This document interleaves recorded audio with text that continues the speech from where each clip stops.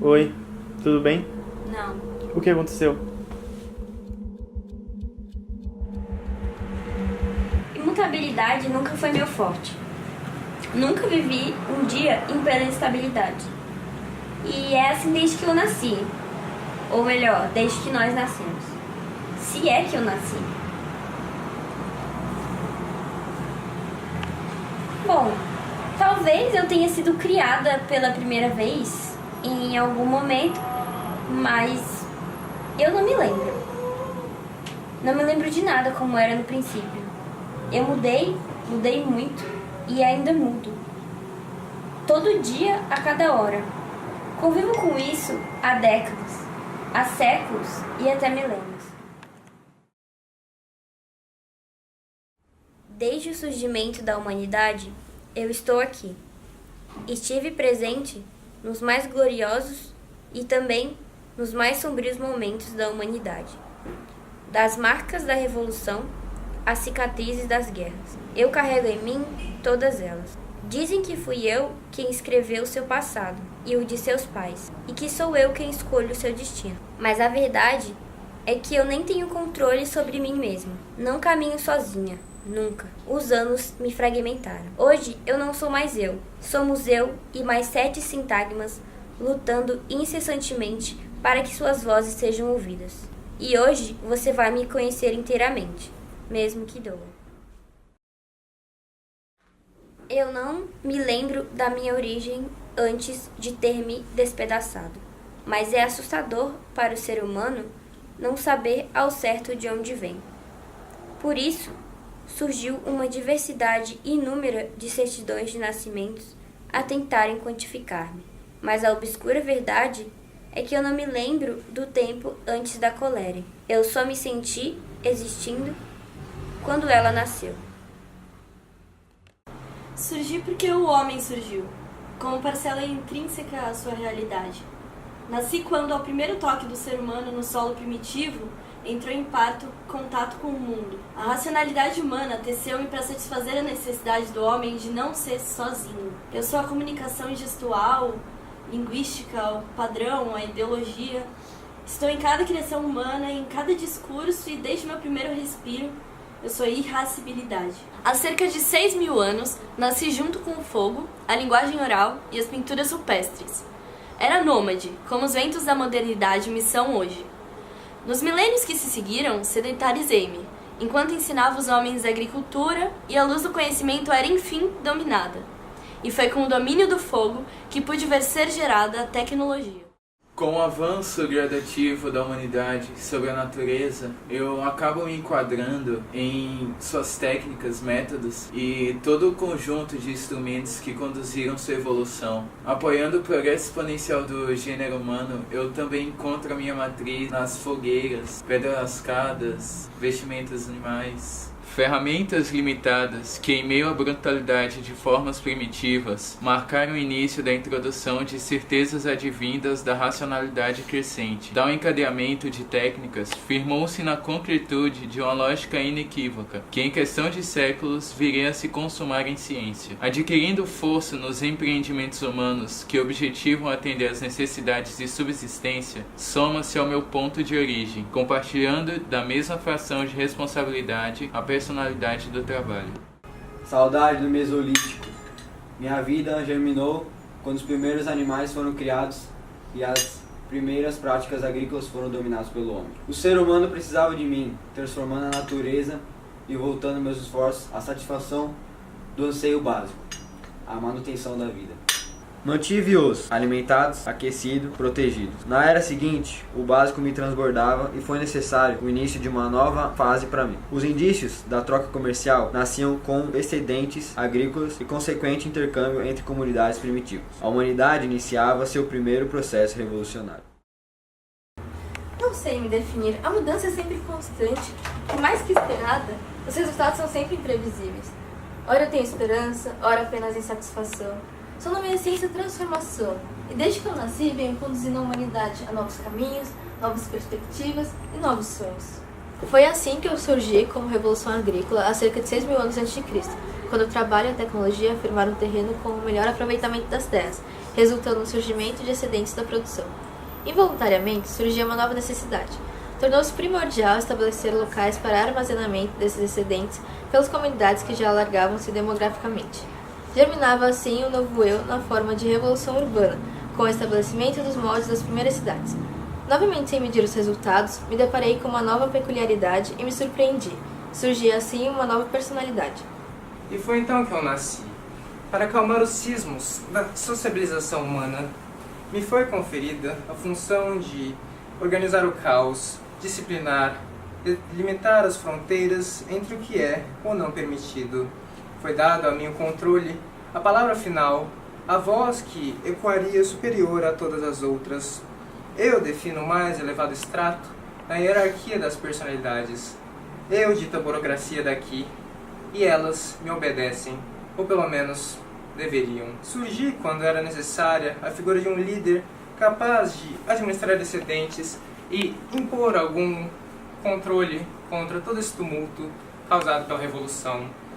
Foi esse meu poder centralizado que marcou definitivamente o surgimento das cidades. Sou eu que, a partir de então, vou determinar os passos cívicos das civilizações subsequentes.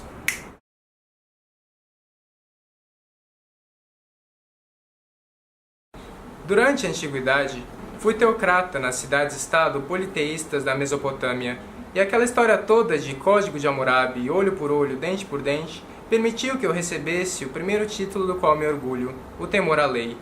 Nas dinastias egípcias, fui faraó, e na Índia foi possível encontrar nos princípios morais do brahmanismo, com a rígida e indestrutível hierarquia de castas, que extravasou o poder estatal à estratificação social. E por todo esse tempo, meus laços com a cultura se estreitaram. Éramos praticamente inseparáveis.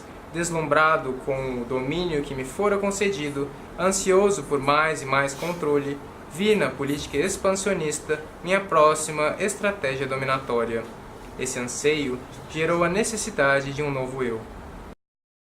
E então, segundo apontam estatísticas e precisos dados históricos, foi nessa época que eu nasci realmente, quando o comércio marítimo dos fenícios se consolidou, permitindo a venda de excedentes, a fundação de colônias e o início do acúmulo do capital. A partir de então, passei por altos e baixos, tais quais a bolsa de valores e sua instabilidade. E foram tantos que nem os mais complexos logaritmos e mais sofisticados cálculos de juros compostos permitiriam a você quantificar. Mas não se engane, sou eu quem dito as regras a partir de então. Economia, trabalho, tecnologia, todas estão diretamente atreladas às relações de poder.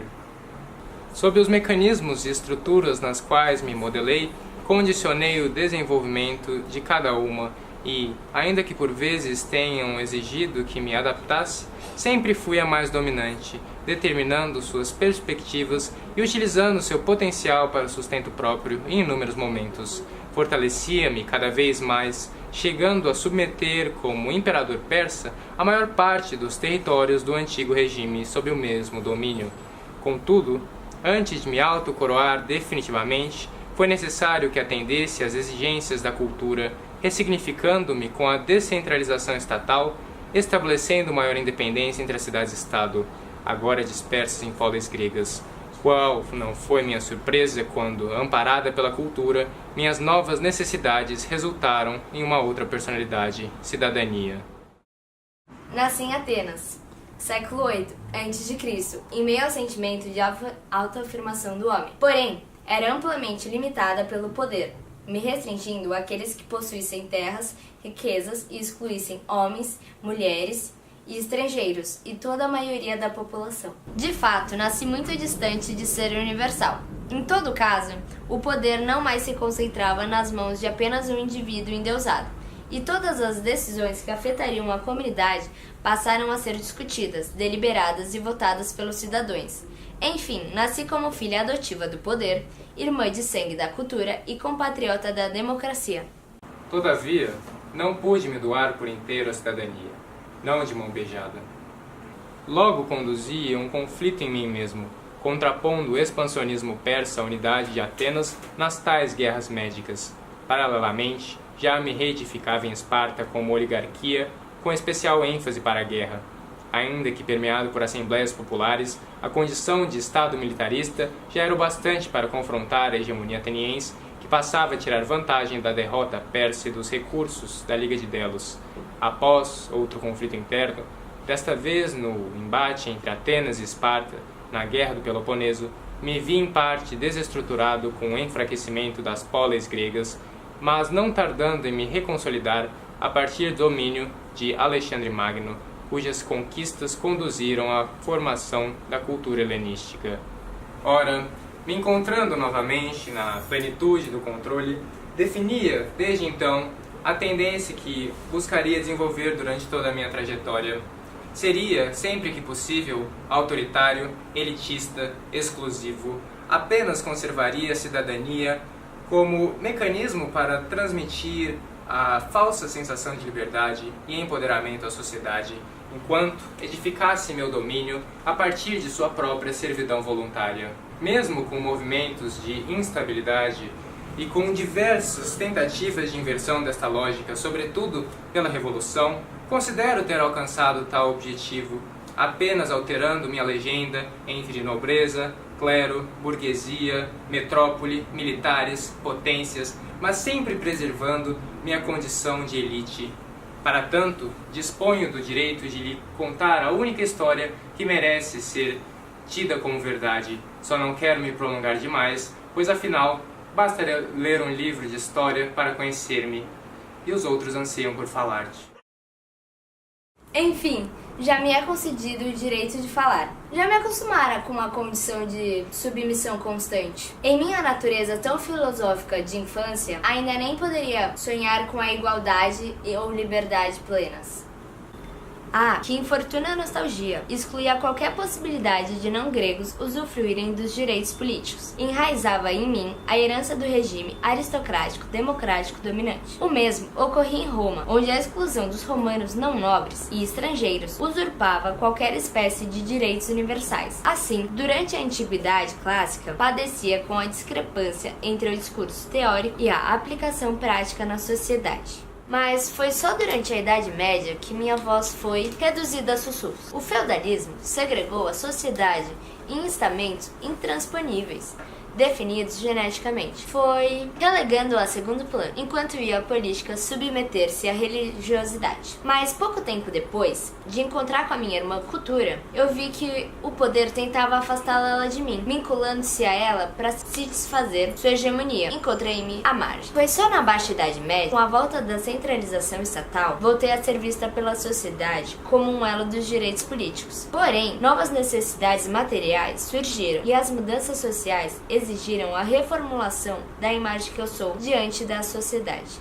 Apesar do nome Renascimento, entre os séculos XIV e XVI me reencontrei com o privilégio da elite dominante com a transição do feudalismo para o capitalismo, pois somente aí que era considerado cidadão aquele que possuísse o direito sobre as questões de cidade-estado. Aí surge enfim a esperança com o iluminismo, período de transição, transformações políticas, econômicas e artísticas. Ganhei confiança no grandioso despertar da ideia de liberdade. Foi entoadas nas vozes de Locke e Rousseau, fortalecendo-me em suas teorias que contrapunham razão ao direito divino. Aí, me reinventava em democracia liberal, preconizando um caráter universal para os direitos, que não tardaria em se concretizar nas ideias de lutas políticas da época. Assim, encontrei um impeto para contrapor a hegemonia do poder, alicerçando movimentos de independência nas colônias americanas e dando à liberté as forças necessárias para fazer insurgir na França e na Inglaterra movimentos revolucionários relevantes.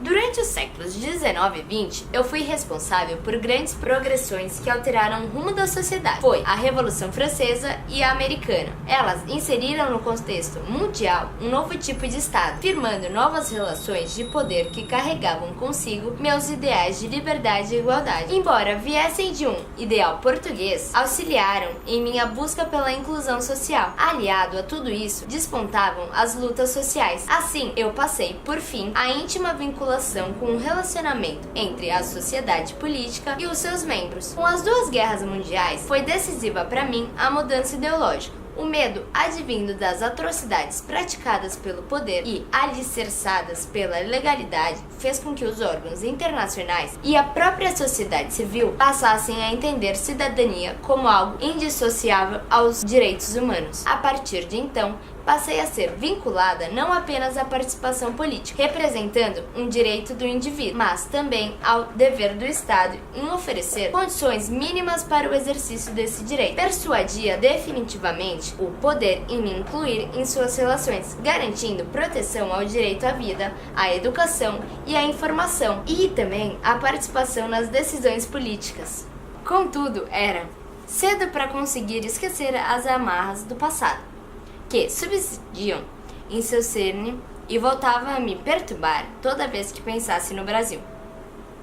O que eu poderia esperar? Em suas terras, vi-me marginalizada desde o período colonial, convertendo as marés que traziam os escravos africanos para o país. Nas lágrimas mudas da minha voz enfraquecida, os anos se passaram e minha mudez era velada pelas constituições que previam no papel democracias plenas. Durante a era Vargas, os trabalhadores pensavam que me possuíam completamente, enquanto a participação política era reduzida pouco a pouco. Foi durante a ditadura militar, fiz-me em silêncio. Eu era os pedidos de socorro dos censurados, torturados e exilados, que dissipavam-se no ar e perdiam-se. O poder algemava-me, amordaçava-me, escondia-me.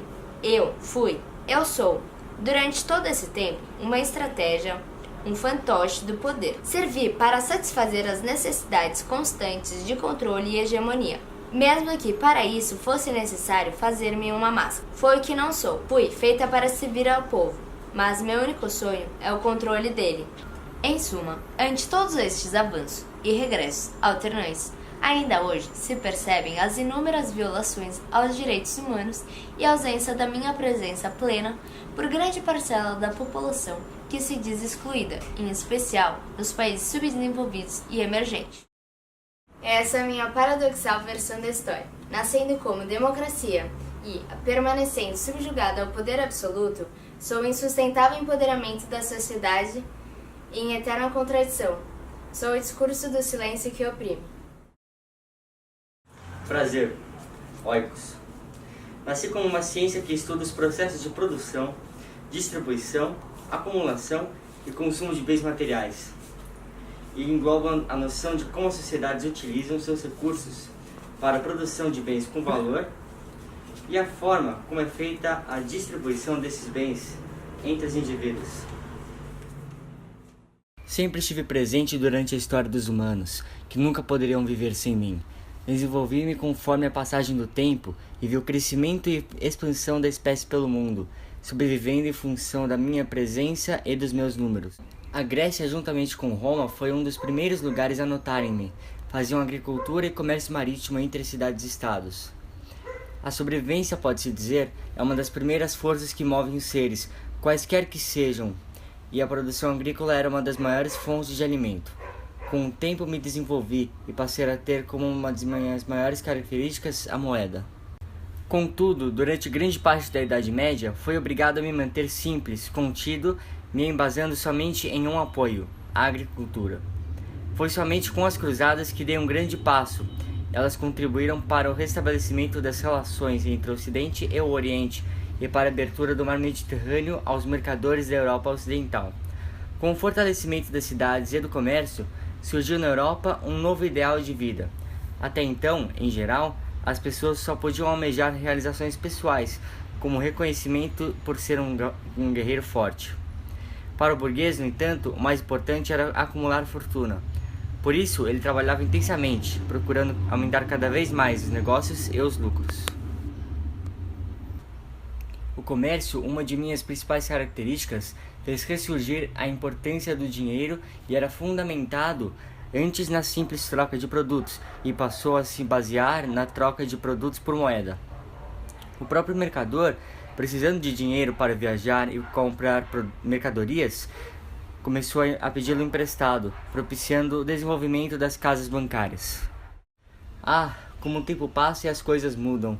Durante a Idade Moderna, uma das minhas principais características um dia foi o mercantilismo, um conjunto de práticas e ideias econômicas desenvolvidas na Europa entre o século XV e o XVIII, muito comum entre os humanos em tempos de reinos absolutistas, baseando-se na intervenção do Estado, no metalismo e no colonialismo.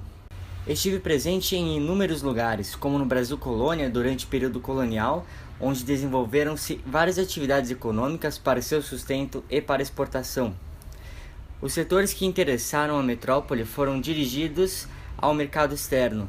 Destacaram-se as monoculturas exportadoras de açúcar no litoral nordestino e a mineração de ouro e diamantes no centro-oeste brasileiro, ambas com baixo custo e baseadas no latifúndio e na escravidão africana. Já durante o primeiro reinado brasileiro, ora oscilava na comercialização de produtos como algodão, açúcar e tabaco, cujo preço e exportação estavam a cair, ora me expandia como a comercialização do café. Contudo, o desenvolvimento do ouro preto, como era chamado, não foi suficiente para evitar a crise econômica nessa época. Já no segundo reinado, o café se tornou o principal produto de exportação no Brasil, sendo também muito consumido no mercado interno. Um momento que me marcou para sempre foi a Revolução Industrial, na segunda metade do século XVIII, quando a tecnologia conduziu a um aumento vertiginoso da produção com a utilização de equipamentos mais sofisticados e o advento das máquinas, que funcionavam de forma integrada, garantindo uma grande variedade de mercadorias. Foi aí que mudei minha maneira de pensar e agir. Nasciam então as ideias do liberalismo, uma de minhas formas atuais, onde o indivíduo deve ser livre para atender a seus interesses privados. Tal liberdade é útil à sociedade, na medida em que sua atividade gera renda e cria empregos, contribuindo assim para a riqueza das nações. Um grande pensador era meu grande parceiro, Adam Smith. E então vi a Primeira Guerra, vi a morte.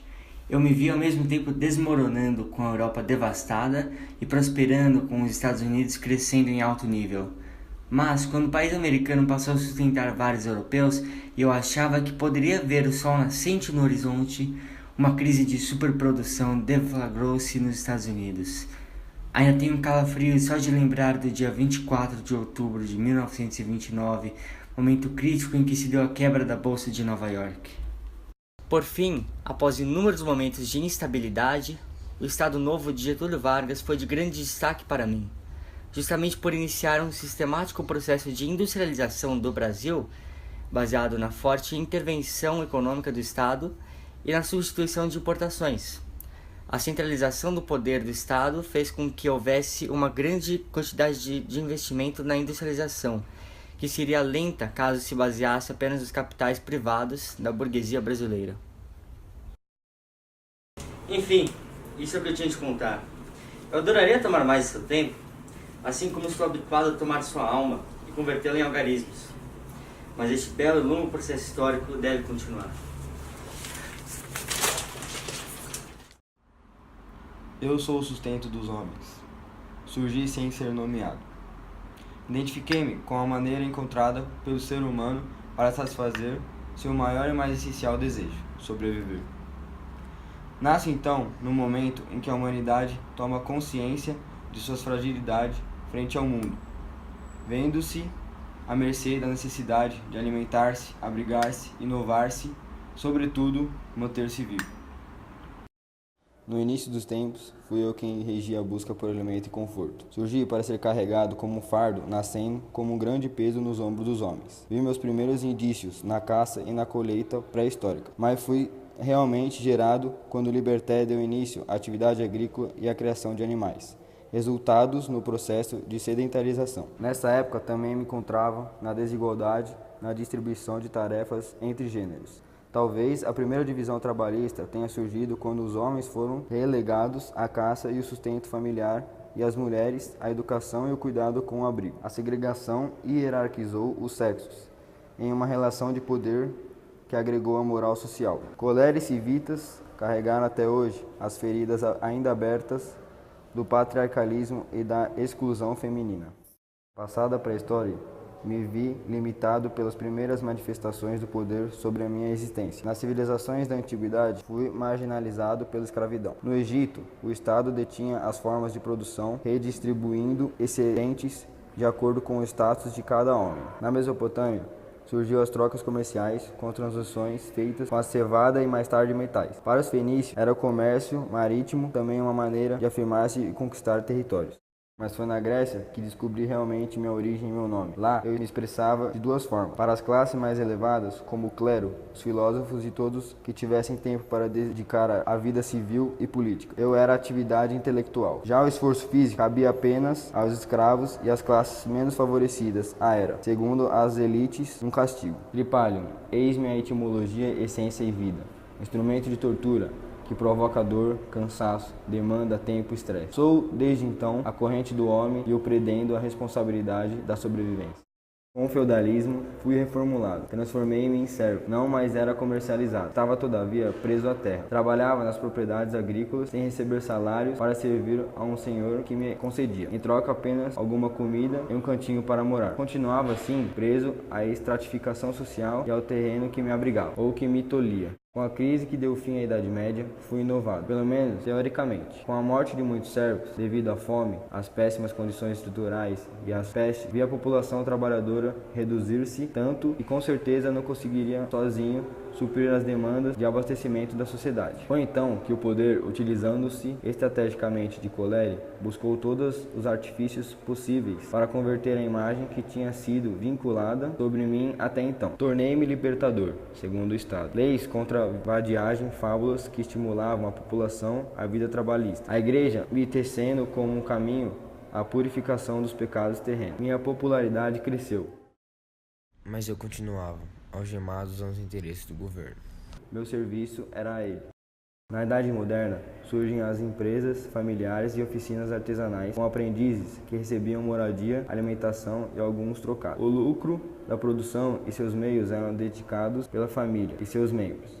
Tudo isso, porém, mudou com a Revolução Industrial. Os meios de produção, assim como o local de trabalho, desvinculou-se oficialmente da moradia do operário, fazendo nascer o ideal de emprego. A classe proletariada, emergente, cada vez mais especializada em sua função, perdendo a noção geral de seu trabalho, passa pelo que Marx chamou do processo de alienação. Surgem os sindicatos, surge a indignação contra as máquinas, nasce a modernidade.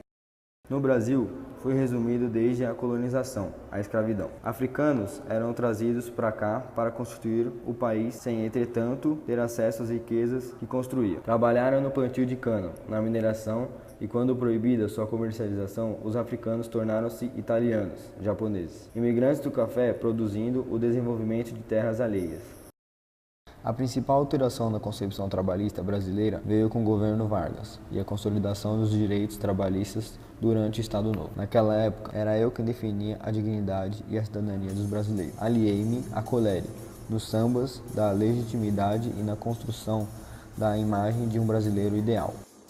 Hoje, sou inversão de valores. Ao contrário do que eu era quando nasci, sirvo não mais à existência, e sim à obsolência. Sou usado para alavancar o poder, acumular o inacumulável, o supérfluo, o passageiro. A purificação espiritual que condicionou não vem mais do poder divino. O Deus que me rege hoje é o dinheiro. A sociedade hoje se alimenta de papel moeda e se abriga nos sonhos líquidos das propagandas televisuais e suas necessidades, saciadas pelo insaciável. As correntes que faziam-me escravo, preso à terra e ao Senhor, fundiram-se em vil metal. Conhecido como sinônimo de progresso, sou o indivisível multiplicador da evolução humana. Desde minha origem, sempre firmei eixos exponencial e equacionando suas demandas variáveis através de minhas inovações que facilitavam e otimizavam a produção humana. Bem verdade, meu nascimento está diretamente atrelado ao próprio surgimento da humanidade no planeta, potenciando, há cerca de 70 mil anos atrás, a sobrevivência do homem de Neandertal, com seu relativo grau de especialização. Após milênios limitado a matérias rupestres, baixe em mim a primeira grande atualização de sistema, corrigindo bugs e selvageria com a Revolução Neolítica e oferecendo uma série de transformações às comunidades cada vez mais humanas. Na domesticação de animais, descobrimento do plantio e irrigação, logo me aproximava de mais atualizações, oferecendo os insumos para a Revolução Agrícola. Seguindo com técnicas de fiação, tecelagem e cerâmica, Foi na Idade do Bronze que, a partir da generalização da agricultura, conduzia com o trabalho à criação de cidades. Na Antiguidade, com a transmissão do conhecimento sendo feita de um artesão para outro, através das rotas comerciais, estreitava minhas relações com a economia, permitindo que as grandes inovações do Egito e da Mesopotâmia chegassem ao leste europeu e se cristalizassem na cultura grega. Quanto à Grécia, ainda que edificada em templos, aquedutos, embarcações e inventos como a prensa, ainda era incapaz de libertar o trabalho manual de seu menosprezo social. Com o colapso do Império de Alexandre Magno, diversos centros herdaram conhecimentos da Grécia clássica, com grande extensão territorial e numeroso contingente demográfico. Adequei-me à organização de Roma e suas necessidades de complexa rede de estradas, aquedutos e edifícios públicos. Surgiram aí os primeiros grandes nomes da história da engenharia, coordenando a construção de palácios, anfiteatros, estradas, portos e sistemas de abastecimento. Já na Idade Média, com o aproveitamento das fontes de energia em moinhos e rodas d'água, conduziam a renovação nas minhas relações com o trabalho, dando início ao processo de libertação do homem do trabalho físico. Paradoxalmente, logo introduzi a tendência de trabalhar a toda hora, proporcionada pela invenção e aperfeiçoamento do relógio, marcando o início dos sintomas de uma nova revolução. A partir do século XV, nova atualização reinventava-me com o renascimento europeu, através das realizações de engenheiros e arquitetos italianos, dos metalurgistas e impressores alemães e dos engenheiros holandeses. Na figura de Leonardo da Vinci, encontrava então o rascunho de questões que somente séculos depois seriam solucionados, esboçando para a história desde vários tipos de moinhos até um aparelho para voar. A partir da Revolução Industrial, passei a apresentar progressos mais constantes e significativos. Depois da criação da máquina a vapor, as técnicas que dependiam da energia evoluíram rapidamente e trouxeram benefícios imediatos para a indústria têxtil e o setor de transportes com o surgimento das ferrovias. Foi importante também a invenção de geradores e de motores elétricos e, posteriormente, o descobrimento da máquina de combustão interna, que inaugurou a era dos combustíveis derivados de petróleo. Surgiu então o protótipo do automóvel.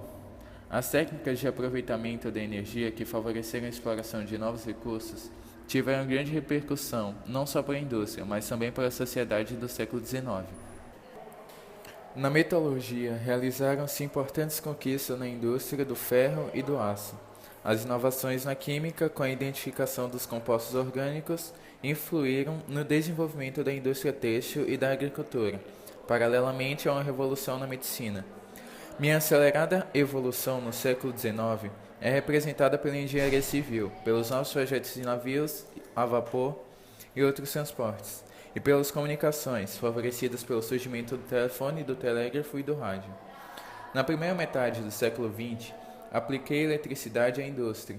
Houve também a descoberta de substâncias anti-infecciosas, a obtenção de novos materiais de construção e a criação de uma grande variedade de materiais plásticos.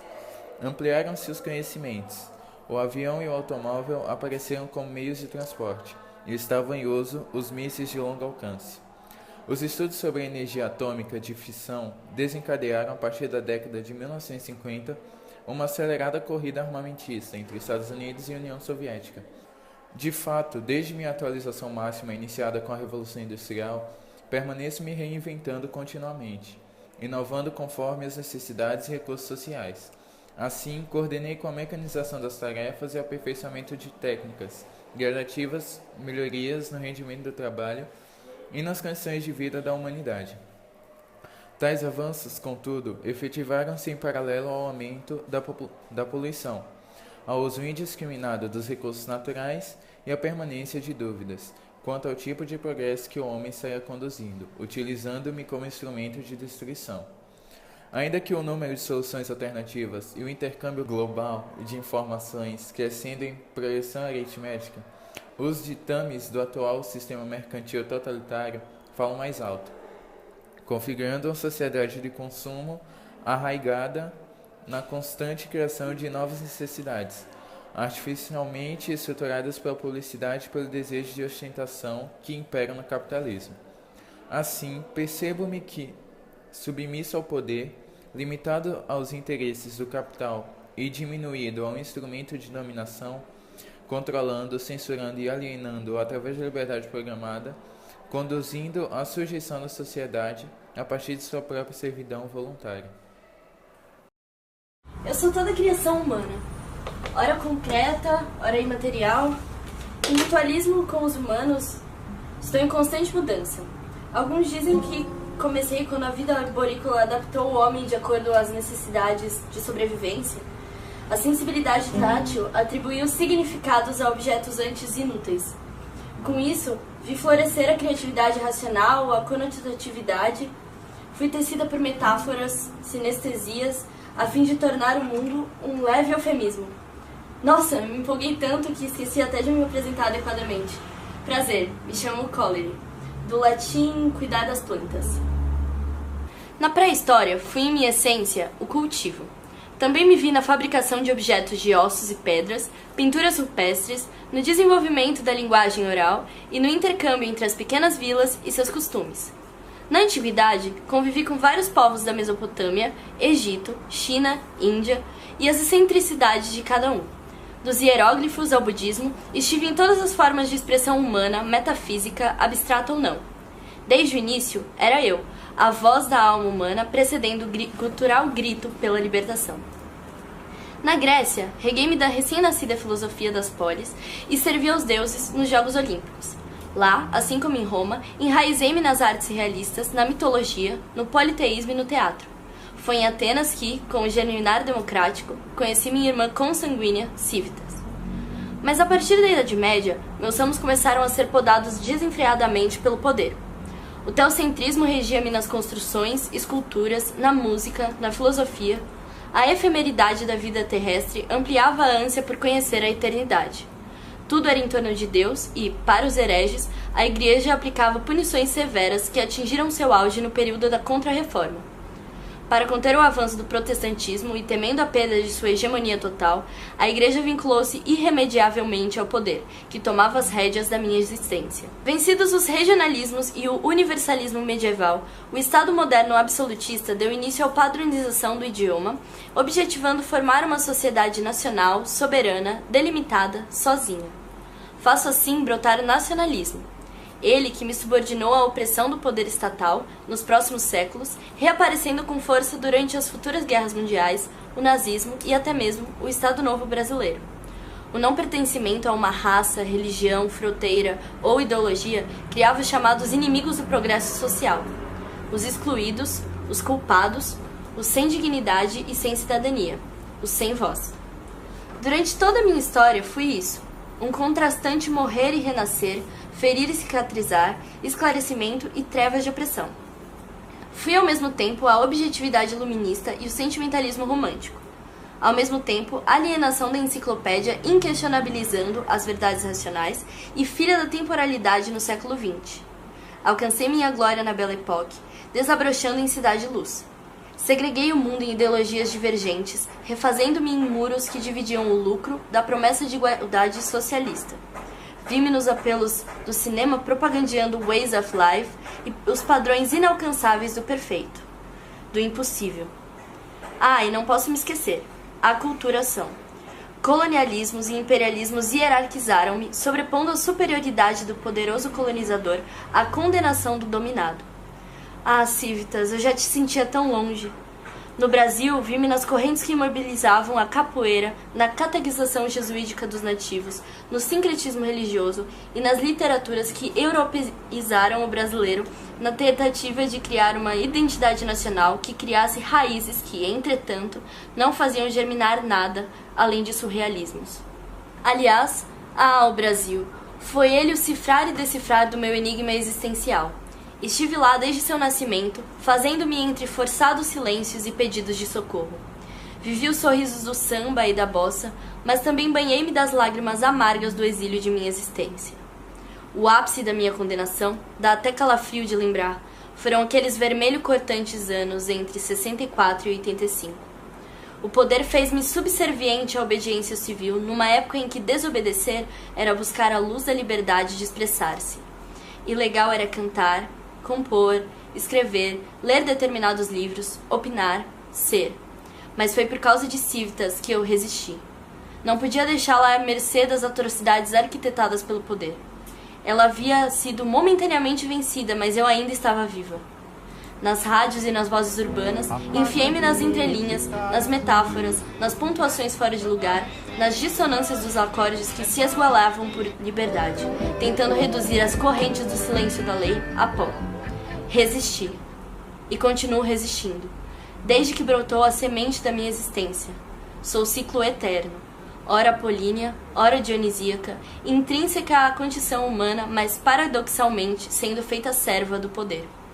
Convertida em instrumento de dominação, limitando meu crescimento em flor, sangrando em pétalas deixadas pelo tempo. Apesar de todas as cicatrizes e remendos, permaneço florescendo, amparada na esperança da humanidade. Eu ainda tenho espinhos para resistir e raízes mantendo-me viva.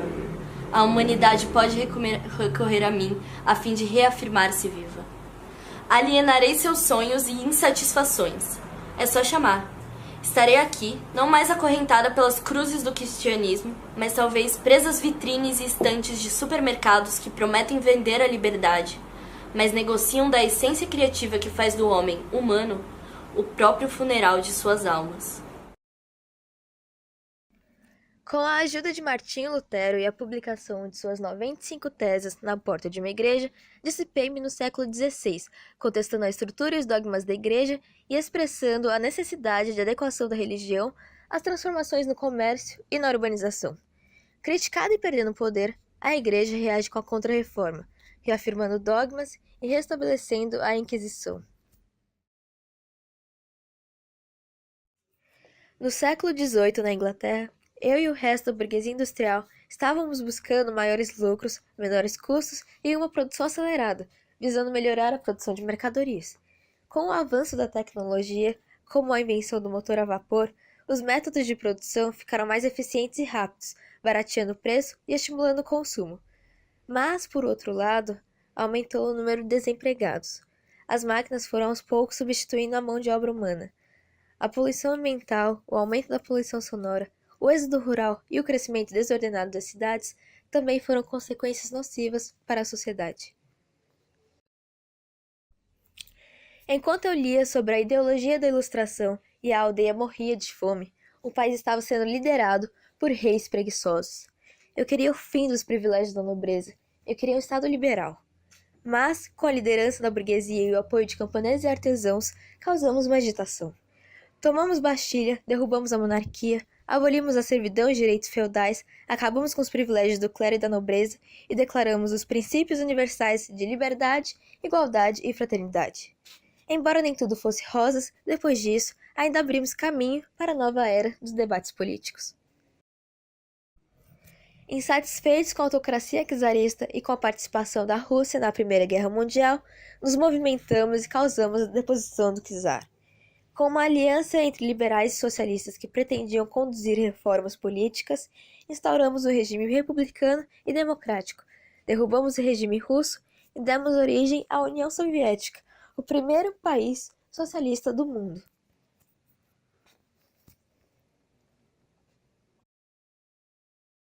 No final da década de 90, a insatisfação estava impregnada.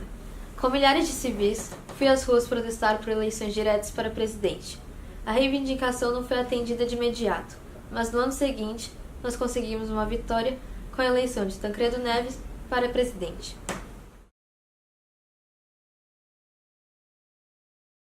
Em Roma, concentrei-me de forma mais explícita nas mãos de um único indivíduo, era imperador. Valorizando o exército, a expansão territorial e a política do pão e circo, desenvolvi significativa prosperidade, consolidando-me em Pax Romana. Na Idade Média, mesmo fragmentando-me no poder dos reis, me expandi com a influência da Igreja Católica e estabelecendo novas relações de dominação provenientes do feudalismo.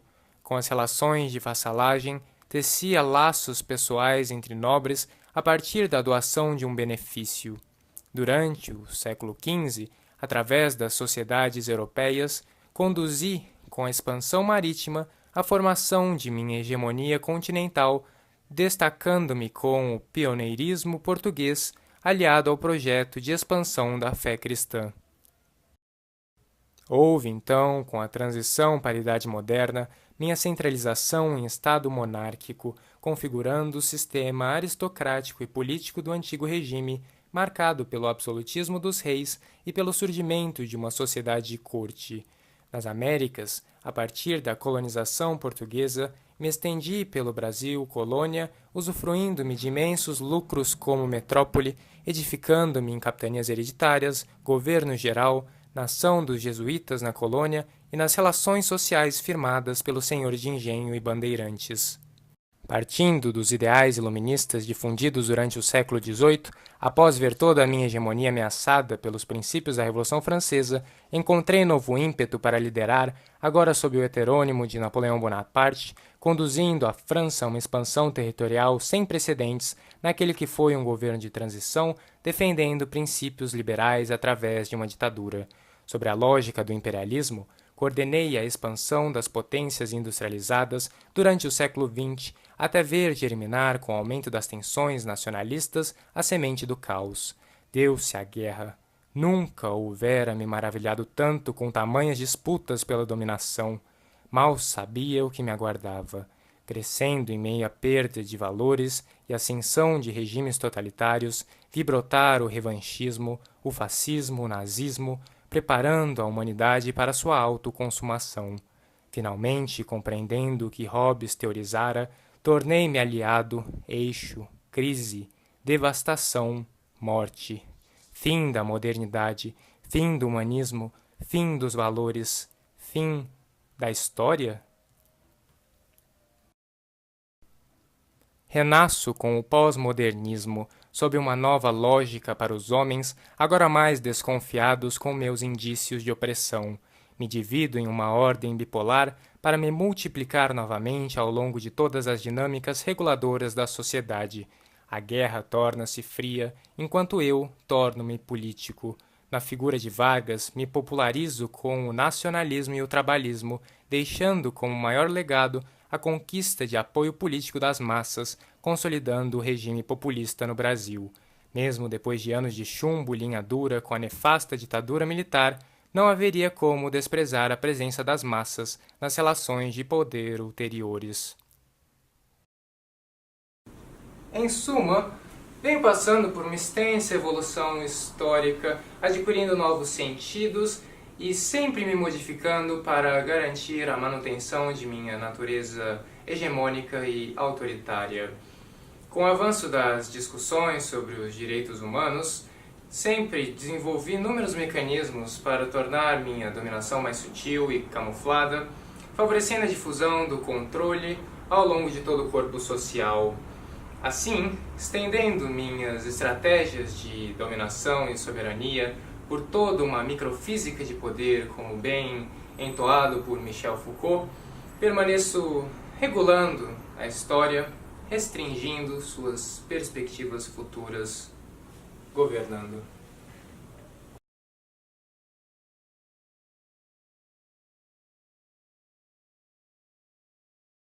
Ei, relaxa! Eu vou continuar resistindo e lutando enquanto meu coração continuar ardendo nas cores das chamas da liberdade. Porque quando a escuridão se faz, fica mais fácil de enxergar a luz. E para reacender a mudança, eu tenho a faísca. E ela apenas basta para incendiar de iluminação os homens e reconduzi-los, enfim, à saída da caverna.